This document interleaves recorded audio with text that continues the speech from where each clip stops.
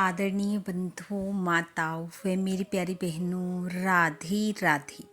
आप सभी का हमारे YouTube चैनल जीवन की धारा पर बहुत बहुत स्वागत है। बंधुओं, आज हम इस वीडियो में भगवान भोलेनाथ व माता पार्वती की कथा सुनेंगे, जिसे सुनने सुनाने से भगवान शिव व माता पार्वती की कृपा घर परिवार पर बनी रहती है।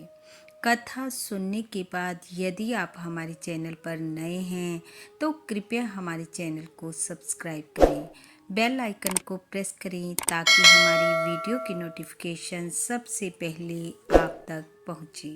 वीडियो को शेयर व लाइक भी जरूर करें। कथा के अनुसार एक समय की बात है। भगवान भोलेनाथ और माता पार्वती बैठे हुए वार्तालाप कर रहे थे। भोलेनाथ ने माँ पार्वती से कहा, देवी, मुझे भूख लगी है, कुछ भोजन का प्रबंध करो। माता ने कहा, ठीक है महादेव, मैं अभी आपके लिए भोजन बनाती हूँ। भोलेनाथ कहने लगे, देवी, तुम भोजन बनाओ, मैं अभी आता हूँ। यह कहकर भोलेनाथ चले गए। माँ पार्वती भोजन की तैयारी करने लगी। इतने में उन्हें वीणा की मधुर आवाज सुनाई दी। उन्होंने देखा तो नारद जी आ रहे थे। नारद जी को आते देख माता ने कहा, नारद जी, आज तो बहुत दिनों के बाद आना हुआ, बहुत समय बाद आपके दर्शन हुए। नारद जी बोले, देवी, आजकल हमने गृहस्थियों के यहाँ आना जाना बंद कर रखा है। माता ने कहा, क्यों, क्या बात हो गई? नारद जी बोले, क्या जाएं किसी के यहाँ, प्रेम नाम की तो किसी के पास कोई चीज नहीं है। हर तरफ लड़ाई झगड़ा है, ईर्ष्या है, द्वेष है। कहीं पति पत्नी से लड़ रही है तो कहीं पति पत्नी से, कहीं पिता पुत्र तो कहीं सास बहू। पार्वती जी बोली, नारद जी, ऐसा क्यों कहते हैं? मेरी गृहस्थी सब गृहस्थों से श्रेष्ठ है। हमारे यहाँ लड़ाई झगड़े का कोई नाम नहीं है, सब प्रेम पूर्वक रहते हैं।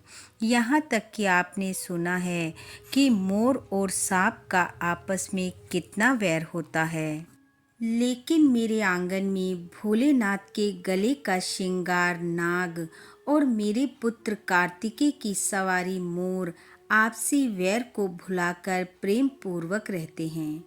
भोलेनाथ मेरे प्रति पूरा प्रेम व निष्ठा रखते हैं, हर बात मुझे बताते हैं।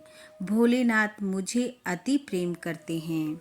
नारद जी, आप मानते हो ना कि गुरु द्वारा दिया गया मंत्र कोई किसी को नहीं बताता, चाहे वह कितना भी प्यारा क्यों ना हो। लेकिन भोलेनाथ ने मुझे अपना गुरु मंत्र भी बता रखा है। नारद जी सोचने लगे, देवी तो कुछ ज्यादा ही भोलेनाथ की तारीफ करी जा रही हैं। पार्वती जी फिर बोली, नारद जी, भोलेनाथ तो मुझे यह भी बता देते हैं कि आज ध्यान अवस्था में उन्होंने अपने इष्ट को किस रूप में देखा। महादेव मुझसे कभी कोई बात नहीं छिपाते, इसी कारण हमारी गृहस्थी अति श्रेष्ठ है। अब नारद जी से भोलेनाथ की इतनी प्रशंसा सुनी नहीं गई और वो बोले, देवी, प्रभु आपको सब बात बताते हैं, कुछ नहीं छिपाते। माता बोली, हाँ, कुछ नहीं छिपाते। तब नारद जी ने कहा, देवी, फिर तो आप ये भी जानती होंगी कि महादेव के गले में पड़ी मुंडों की माला किसकी है। यह सुनकर पार्वती जी चुप हो गई, क्योंकि वह वास्तव में नहीं जानती थी कि ये नर मुंडों की माला किसकी है। पार्वती जी ने कहा, नारद जी, मैंने कभी महादेव से पूछा ही नहीं।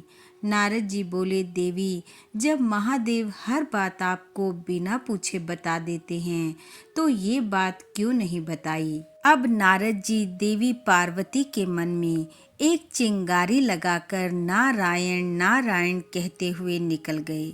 जैसे ही निकले महादेव मिल गए। महादेव ने कहा, नारद जी क्यों जा रहे हो? आओ भोजन पानी करके जाना। नारद जी बोले, प्रभु हमने तो कर लिया, अब आपकी बारी है। भोलेनाथ समझ गए नारद जी आए हैं, कुछ तो गड़बड़ होगी। महादेव कैलाश पर पहुँचे तो पार्वती जी क्रोधित अवस्था में। महादेव ने पूछा, देवी क्या हुआ? पार्वती जी क्रोध में बोली, आप मुझे हर बात स्वयं बताते हो ना? महादेव ने कहा, हाँ पार्वती, तो आपने आज तक मुझे ये क्यों नहीं बताया कि आपके गले में पड़ी ये मुंडों की माला किसकी है? महादेव ने कहा, पार्वती तुमने कभी पूछा ही नहीं। पार्वती जी बोली, जब हर बात आप स्वयं बताते हो तो ये भी बतानी चाहिए थी। महादेव ने कहा, पार्वती गले में पड़ी ये नर मुंडों की माला तुम्हारे प्रति मेरे प्रेम का प्रतीक है।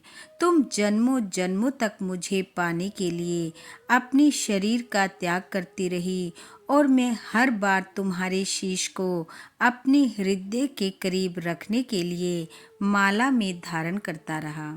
इस पर पार्वती ने कहा, प्रभु हर बार मैंने ही आपको पाने के लिए अपनी देह का त्याग किया, आपने एक बार भी ऐसा नहीं किया। आपने कभी अपना शरीर नहीं त्यागा। इस पर महादेव बोले, देवी ऐसा मैं चाह कर भी नहीं कर सकता था, क्योंकि मैंने अमर कथा सुनी हुई थी। अमर कथा के प्रभाव से ये देह अविनाशी हो चुकी है। ऐसा कहकर भोलेनाथ मुस्कुराते हुए अपनी ध्यान अवस्था में लीन हो गए और माँ पार्वती उन्हें एकटक निहारती रही। बोलो शंकर भगवान की जय। बोलो माता पार्वती की जय। बंधु भगवान भोलेनाथ व माता पार्वती की कृपा आप व आपके परिवार पर सदैव बनी रहे। आपका घर आंगन खुशियों से महकता रहे। इन्हीं शुभकामनाओं के साथ आप सबका बहुत बहुत धन्यवाद। राधे राधे।